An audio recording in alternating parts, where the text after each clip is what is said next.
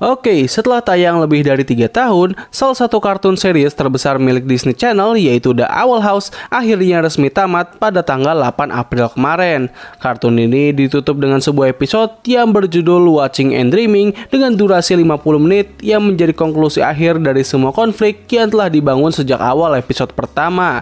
Nah, pada pembahasan kali ini, gue akan membahas mengenai alur cerita pada episode ini dan sedikit detail menarik yang ada di episode ini. Serta gue juga akan membahas apakah ini merupakan final season yang memuaskan dan apakah episode ini dapat disandingkan dengan ending luar biasa dari dua kartun series buatan Disney sebelumnya. Jadi mungkin cukup basa-basinya, kita langsung masuk aja ke pembahasan dalam 3, 2, 1.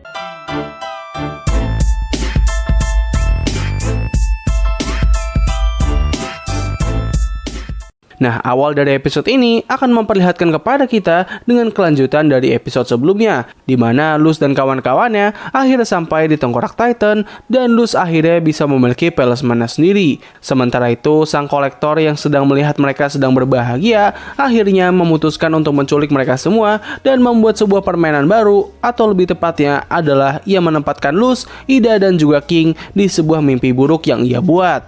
Nah, di dalam mimpi buruk ini, sang kolektor menunjukkan ketakutan terbesar dari mereka bertiga. Untuk Luz, ia memiliki ketakutan apabila teman-temannya menyalahkannya karena telah membantu dalam menyelesaikan rencana Belos. Untuk Ida, ia memiliki ketakutan apabila saudari dan juga ibunya menyerahkannya kepada sang kekaisaran karena telah melukai ayahnya sendiri. Dan untuk King, ia memiliki ketakutan apabila dirinya akan dijadikan tumbal oleh para pemburu Titan.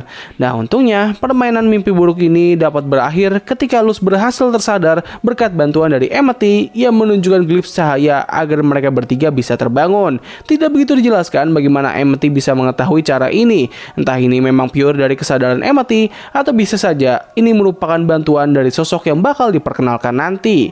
Nah, setelah permainannya gagal, The Collector sempat mengatakan kepada Belos yang kini berada di tubuhnya Rain bahwa Titan merupakan makhluk yang sangat kuat yang bahkan lebih kuat daripada sang kolektor itu sendiri. Setelah mendengar perkataan barusan, Belos langsung menghasut sang kolektor untuk membuat permainan baru lagi kepada Luz, Ida, dan juga King, sementara dirinya akan pergi menuju ruangan di mana jantung Titan berada. Pada saat The Collector sedang mengkonfrontasi mereka bertiga, di sini kita bisa menyaksikan betapa polos dan sekaligus menyeramkannya The Collector. Jadi terungkap bahwa The Collector hanya menganggap orang-orang sebagai mainan saja, dan ia sendiri sebenarnya tidak mengetahui bagaimana cara kerja kematian bagi para makhluk hidup.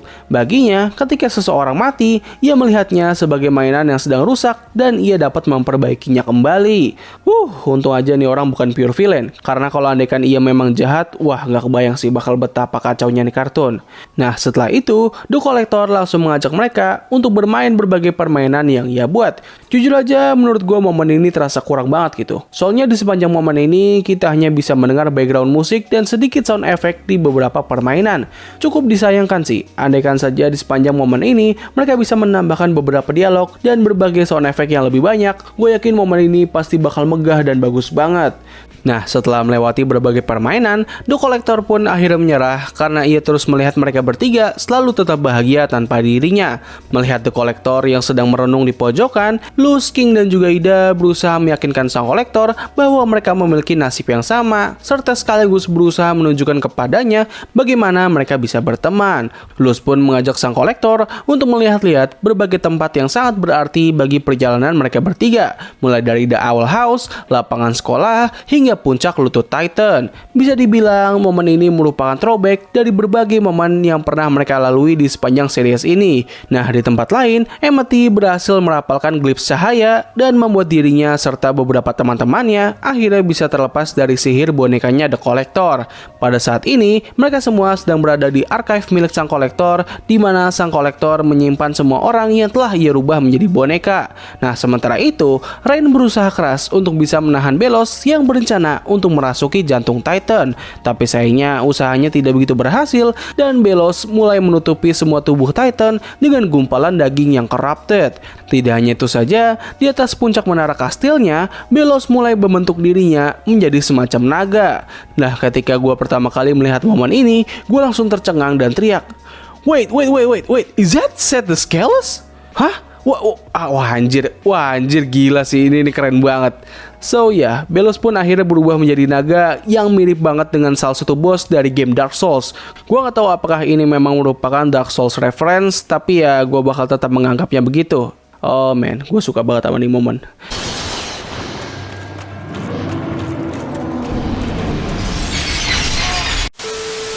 Nah, ketika mereka sudah sampai di dekat naga Belos, The Collector berencana untuk menghentikannya dengan caranya sendiri. Dan kalian mau tahu apa rencananya? Well, dia mengeluarkan salah satu jurus yang paling kuat yang pernah ada di berbagai cerita fiksi, yaitu Khotbah no Jutsu. Nah, momen ini dianggap oleh beberapa orang sebagai reference dari meme Steven Universe yang berusaha menceramahi karakter Jack Horner dari film Puss in Boots The Last Wish. Tapi ada juga yang menganggap bahwa ini merupakan roastingan untuk kartun Steven Universe yang sering kali menggunakan jurus tersebut di cerita aslinya. Ya mau yang manapun pandangannya, tapi yang jelas momen ini beneran kocak banget. Dan untungnya Belos bukanlah tipikal villain lembek yang mudah terkena jurus tersebut. Belos pun berencana untuk menyerang sang kolektor, namun Luz berhasil menangkisnya. Tapi sayangnya tindakannya tersebut membuat tubuh Luz mulai mengalami corrupted hingga akhirnya ia harus mati. Yap, momen ini cukup mirip dengan kartun Amphibia. Nah, kematian Luz ini melepaskan berbagai serpihan cahaya yang menyebar ke seluruh Boiling Isle, dan ketika salah satu serpihan cahaya melewati tubuhnya Camilla, hal ini pun membuatnya langsung bersedih dalam tubuh bonekanya. Damn, this moment is really heartbroken. But don't worry, karena ini merupakan kartun Disney, jadi ya pastinya Luz gak bakal mati sepenuhnya. Nah, setelah kejadian itu, Luz pun berpindah ke sebuah dimensi perantara, di mana ia bertemu dengan sosok yang telah dinantikan oleh para fans The Owl House. Yap, siapa lagi kalau bukan ayahnya King, aka The Titan Boiling Isle. Jujur aja gue agak kecewa sih dengan tampilan dari sang Titan. Cuman ya kalau kita melihat situasinya sekarang, rasanya penampilannya ini cukup masuk akal dan ya bisa gue terima lah.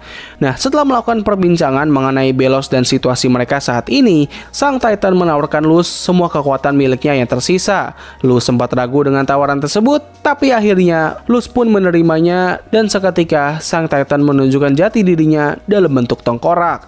And now this is the real Titan. Nah, sementara itu, kematian Luz sebelumnya membuat Ida dan King mulai mengamuk dan memasuki mode beast mereka. Keduanya pun bersatu untuk melawan Belos, tapi sayangnya usaha mereka tidak memberikan dampak yang berarti. Di tengah keputusasaaannya, Luz pun akhirnya kembali dengan tampilan barunya yang telah menyatu dengan kekuatan sang Titan. And boy, oh boy, I really don't like this look. Hey, jangan pada marah gitu lah. Ini preferensi gue aja. Gue cuma ngerasa aneh aja gitu dengan tampilan dari wajahnya Luz. Nah, setelah itu, Luz, King, dan juga Ida kini mulai bersatu untuk mengalahkan Belos, sementara sang kolektor pergi menuju archive-nya untuk membantu teman-temannya Luz. Nah, gue yakin kalian semua pasti setuju bahwa momen pertarungan antara mereka bertiga melawan Belos itu merupakan momen dengan animasi yang paling megah yang pernah dibuat dari kartun barat. Kayak seriusan coy, animasi itu gila banget. Mungkin kalimat yang bisa menggambarkan kualitas dari animasi ini adalah ini kartun merupakan Demon Slayer-nya kartun barat. Nah, setelah berhasil membersihkan semua permukaan Boiling Isle, mereka bertiga pun langsung pergi menuju pusat jantung Titan. Bersama dengan Rain, mereka berempat berusaha untuk mencabut Belos dari jantung sang Titan. Pada akhirnya, Belos pun berhasil cabut dengan Luz yang mengeluarkan kata-kata ikonik ini.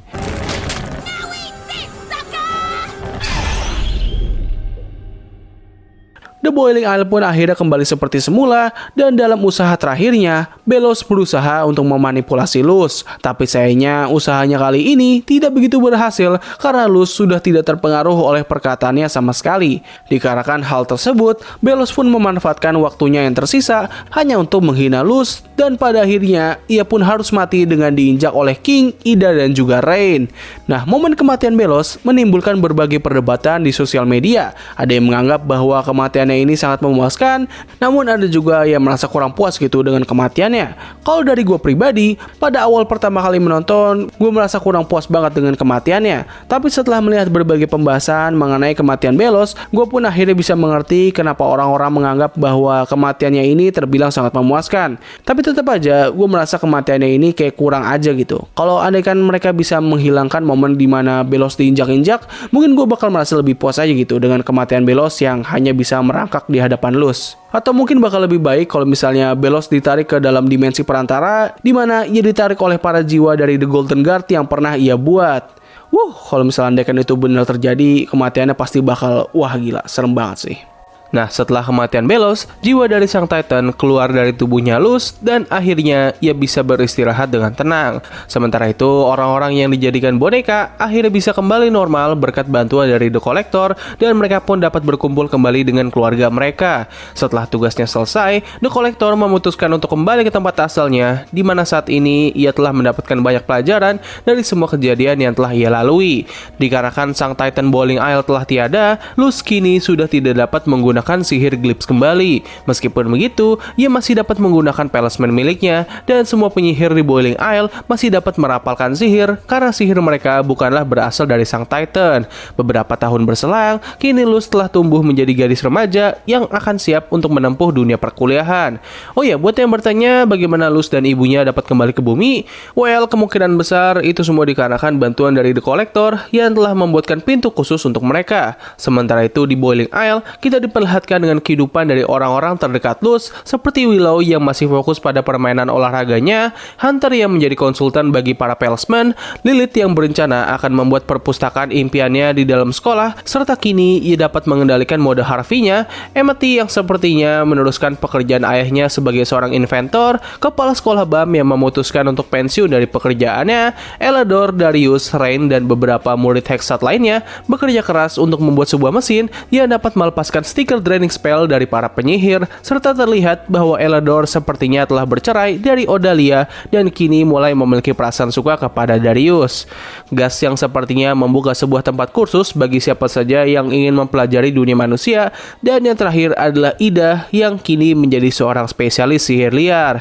Setelah momen tersebut, Luz yang tiba di Bowling Isle dikejutkan dengan perayaan ulang tahun yang telah direncanakan oleh teman-temannya. Tidak hanya itu saja, dikarenakan King semakin hari menjadi semakin kuat, Luz kini mulai bisa merapalkan sihir Glips kembali. Episode ini pun ditutup dengan semua orang yang mengucapkan selamat tinggal kepada kita para penonton. Jadi ya, begitulah seluruh cerita dari episode final kartun The Owl House. Menurut gue pribadi, episode ini merupakan konklusi akhir yang cukup memuaskan. Banyak sekali setup yang sudah dibangun sejak lama, akhirnya bisa dituntaskan dengan cukup baik. Meskipun ada beberapa momen yang terkesan kurang begitu memuaskan, seperti kematian Belos dan juga berbagai permainan yang dibuat oleh The Collector, tapi kalau kita ngomongin dari keseluruhan ceritanya, buat gua ending ini sudah memberikan hal yang terbaik. Apalagi kalau misalnya kita mengingat kembali bahwa kartun The Owl House mendapatkan perlakuan yang sangat buruk dari Disney dengan season ketiganya yang harus dipotong menjadi 3 episode spesial saja. Tapi untungnya, Daniel Trace dan juga timnya dapat mengeksekusi final season ini dengan sangat bagus. Setidaknya The Owl House nggak mengalami nasib yang sama kayak kartun Ono tuh. Udah tahu episode cuma sedikit, bukannya menyelesaikan konflik-konflik yang sudah dibangun, malah fokus ke hal yang lain yang gak penting-penting banget dan cuma ngebuang-buang waktu aja. Nah, kalau harus membandingkan antara ending dari kartun ini dengan ending dari kartun Gravity Falls dan Amphibia, sayangnya The Owl House masih belum bisa menyaingi ending luar biasa dari 2 kartun tersebut. Tapi ya, hal ini bisa dimaklumi sih. Kalau andaikan The Owl House bisa mendapatkan full season ketiga atau mungkin lebih, gue yakin ending dari kartun ini bakal jauh lebih bagus ketimbang 2 kartun barusan. So, mungkin itu saja sih yang bisa gue bahas pada video kali ini. Tulis pendapat kalian mengenai final season dari kartun The Owl House. Apakah kalian puas atau tidak? Tulis di kolom komentar di bawah. Jadi, cukup sekian dari video gue kali ini. Terima kasih atas waktu yang telah kalian luangkan untuk menonton video gue. Gue undur diri, sampai ketemu lagi di video selanjutnya. Bye!